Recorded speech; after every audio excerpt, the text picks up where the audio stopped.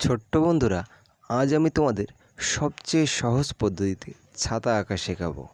ছাতা আঁকার জন্য আমরা প্রথমে একটি প্লাস চিহ্ন বা যোগ চিহ্ন দিয়ে নিব। তোমরাও ঠিক আমার মতো এরকম একটা সুন্দর যোগ চিহ্ন দিয়ে নাও। এরপর আমরা দুপাশ থেকে বাঁকা করে ধনুকের মতো একটি রেখা এঁকে নিব। তোমরাও ঠিক আমার মতো দুপাশ থেকে সুন্দর করে দুটো লাইন টেনে নিবে।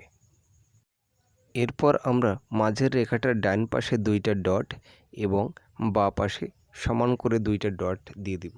এরপর আমরা বাঁ পাশের কোণ থেকে একটি ডট থেকে আরেকটি ডট এভাবে বাঁকা করে একটু উঁচু করে সুন্দর করে একটির সাথে আরেকটি এভাবে মিশিয়ে দিব।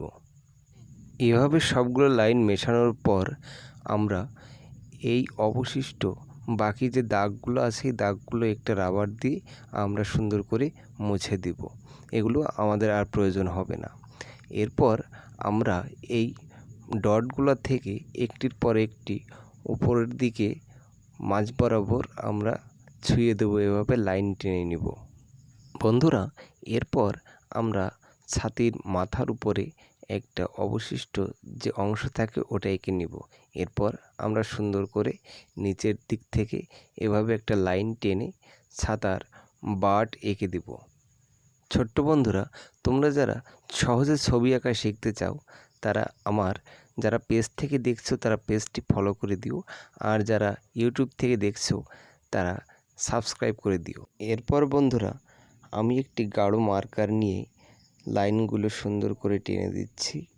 তোমরাও চাইলে এভাবে মার্কার বা অন্য কোনো গাঢ় পেন দিয়ে দাগগুলো সুন্দর করে এভাবে লাইনগুলো টেনে দিতে পারো।